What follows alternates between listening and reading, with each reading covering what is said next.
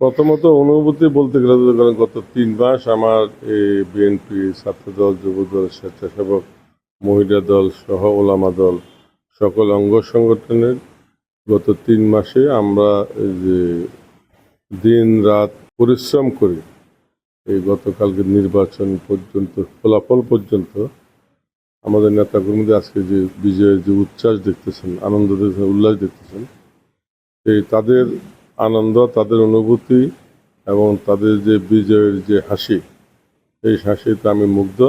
এবং আমরা আরও বেশি আকারে ভোটের ব্যবধানে বিজয় চেয়েছিলাম, কিন্তু নির্বাচনের মাধ্যমে আমরা আমাদের কিছু ধরনের ভুল ত্রুটি থাকতে পারে সেই জন্য, বাট আমরা আল্লাহ রাব্বুল আলামিনের নিকট আমরা কৃতজ্ঞতা প্রকাশ করছি আমাদের বিজয়ের জন্য।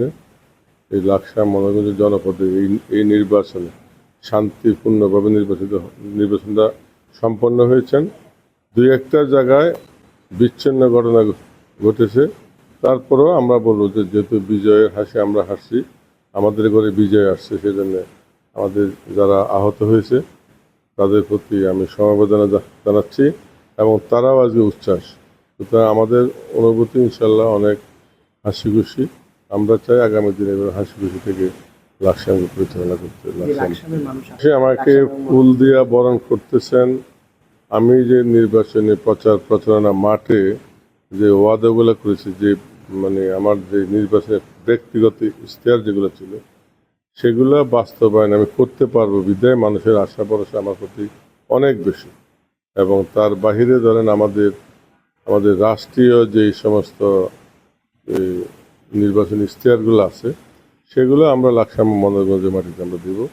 বিশেষ করে আমরা এখানে লাকসাম মনোরঞ্জন উন্নয়নে আমাদের যোগাযোগ ব্যবস্থা, শিক্ষা খাত, তারপরে আপনার নদী খাল খনন, স্বাস্থ্য সেবা, চিকিৎসা সেবা এবং ফ্যামিলি কার্ড, কৃষক কার্ড, এই উন্নয়নগুলো মানুষ চায়। আসলে এই উন্নয়নগুলো যাতে মানুষের দোরগোড়ায় যার যার প্রাপ্য তার হাতে পৌঁছে সেই নিশ্চয়তা মানুষ আমার কাছে পাবে, এটা তাদের দৃঢ় বিষয়। এখানে কোনো ধরনের মধ্যস্বত্বভোগীর কোনো স্থান নাই, কোনো দালাল গোষ্ঠীর কোনো স্থান নাই, কোনো ধরনের চাঁদাবাজের কোনো স্থান নাই। এটা মানুষ আমাকে দীর্ঘদিন 26 বছর যাওয়ার চিনে।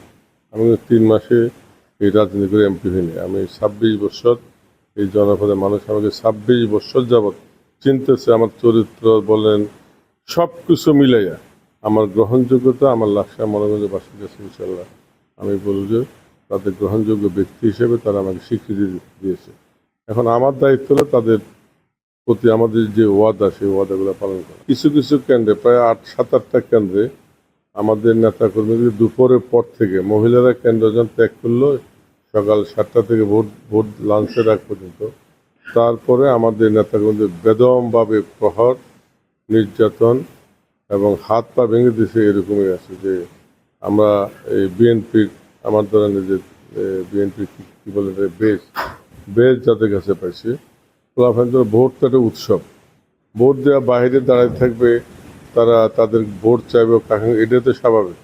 এই সমস্ত গ্যাদারিংগুলোতে গিয়া তারা হয়তো ভাবছে যে আমরা কোনো ধরনের উচ্ছৃঙ্খলতা করি কিনা, তাদের কিন্তু মাইকটা আমাদেরকে দিছে। আবার এমনও মাইক দিছে যে বলে যে বিএনপি করো, সালার পর দেখাই দিবে। এই ধরনের আচরণ আমরা দুই একটা জায়গায় পাইছি। ফাইনালি এই ধরনের আচরণেও আমাদের কোনো ক্ষোভ নেই, কারণ আমরা কেন্দ্র ছাড়ি নাই, আমরা দখল হতে দেই নাই। আমরা জীবন বাজারিকে কেন্দ্র দখল কেন্দ্রকে আমরা রক্ষা করেছি।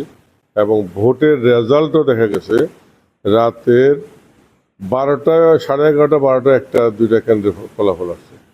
প্রায় 15-20টা কেন্দ্রের ফলাফল তারা জোর জবরদস্তি করে হোল্ড করে রাখছে, দিচ্ছে না।